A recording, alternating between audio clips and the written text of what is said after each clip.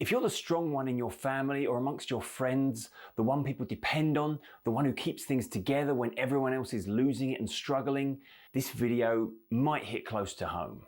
Because people referring to you as the strong one sounds like a compliment, but it can also, of course, come with a lot of pressure. And what if after all the weight you've been carrying and all the pressure you've put on yourself, it isn't even helping anyone, least of all yourself? Welcome back to the channel. I'm Tim Box, mind coach and anxiety specialist. And today I want to talk about something that affects a lot of people, particularly men, the hidden cost of being the strong one. And you know the role, the one who keeps calm when others panic, the one who people come to when something goes wrong, the one who's expected to hold everything together. On the surface, that sounds like strength, like something we can be proud of, and you absolutely can be proud of that. But what often goes unnoticed is the pressure that quietly builds underneath that role. And what we often miss is why bearing this burden often doesn't actually help anyone. For many people, becoming the strong one doesn't happen overnight. It develops gradually. Maybe growing up you were the responsible one. Maybe you learned early on that other people relied on you. Perhaps you needed to step up to fill a void in your family unit. Then, when you discovered that being dependable garnered respect and seemed to bring some order to the chaos, a part of you not just accepted this as your role, but positively embraced it as your identity. So you forevermore became the person who could be counted on. You're the one who keeps things steady, the one who copes, the one who holds it together when others are just falling apart. But here's the part people rarely talk about. When you're the strong one, it can feel like you're not allowed to struggle. Because if you're the rock everyone else leans on, what happens if that rock cracks? And a part of you probably feels you know exactly what would happen. Everything and everyone would just collapse. So whatever struggle you might be having, you keep to yourself. You deal with things quietly. You carry the stress and responsibility without letting people see it. And over time, that pressure can build. Not because you're weak, but because you're human. This then leads to an often unspoken effect of being the strong one. One of the strange side effects of being the strong one is that people assume you're fine. They see you coping. They see you supporting others. So they assume you don't need support yourself.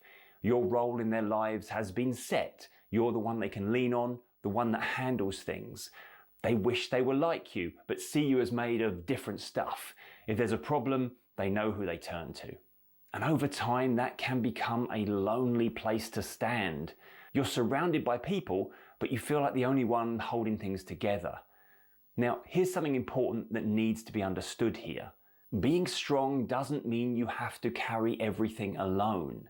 In the same way that bravery can't exist without fear, strength doesn't mean never struggling. It doesn't mean never needing support. In fact, real strength often looks very different from what we imagine. It includes honesty. It includes self-awareness. Emotional strength looks much more like the ability to be transparent and truly seen. And sometimes it includes being comfortable to say, this weight is getting heavy.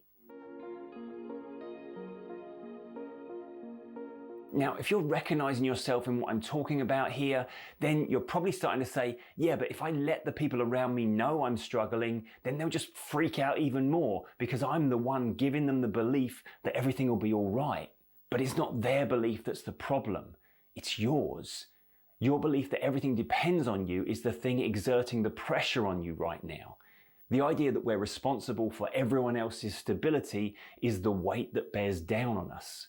But here's something that many people discover once they start letting go of that belief. When we reach out to others, when we're truly honest about our own struggles and the need to share some of the burden around, the world doesn't collapse. Much to our surprise, we discover that other people are capable too.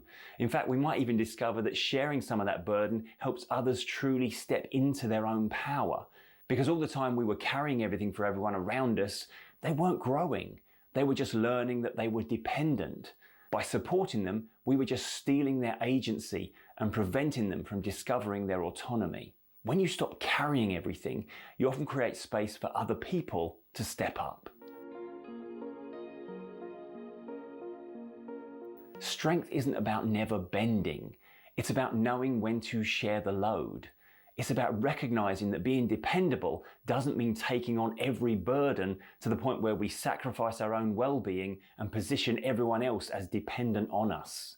It's about understanding that even the strong ones need support sometimes, and that when we give others the opportunity to step into that role, they discover something truly valuable about themselves. So if you've spent a long time being the strong one, there's a good chance you've helped a lot of people, and that says something truly admirable about you. But remember this, even the person everyone relies on deserves to have that themselves.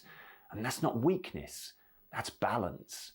Because strength isn't the absence of struggle, it's the willingness to face it honestly. That's it for this one. If you found this helpful, please give the video a like and subscribe to the channel for weekly episodes on anxiety and understanding how the mind works.